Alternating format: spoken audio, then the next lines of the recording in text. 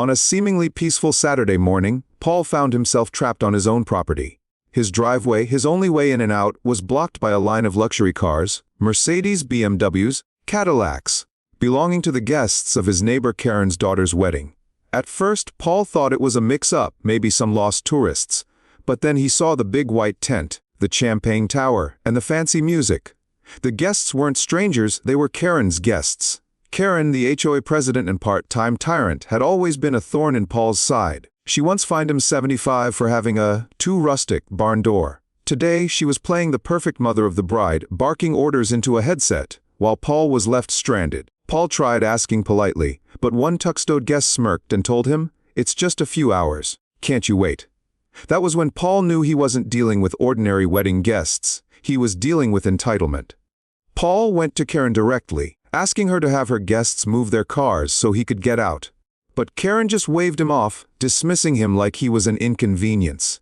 That's when Paul snapped. He grabbed a cardboard sign that read, "Private property, do not block driveway," and placed it on the bumper of a Mercedes. 5 minutes later, a kid flipped it over and doodled a smiley face on the back, laughing. That was it. Paul knew he had to take matters into his own hands. Paul called in his 2 loyal Aussie shepherds, Tank and Boone. With one sharp whistle, the dogs sprang into action, weaving through the wedding guests, causing chaos.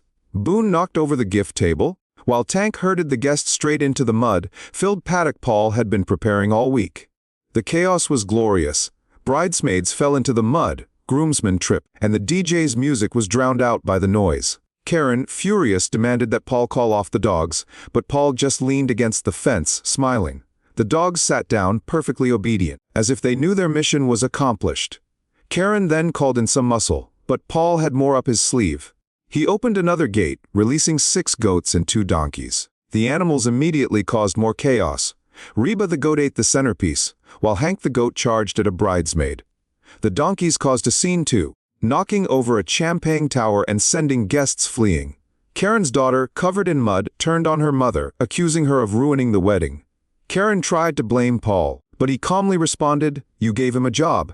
The crowd began to murmur, and one groomsman even clapped. Karen's power collapsed in front of everyone, and by Monday, she was suspended from the HOA. The next HOA meeting was held at Paul's house, with Tank and Boone wearing sheriff badges. Drop your thoughts below, and if you enjoyed this story, don't forget to subscribe, like and share to spread the word.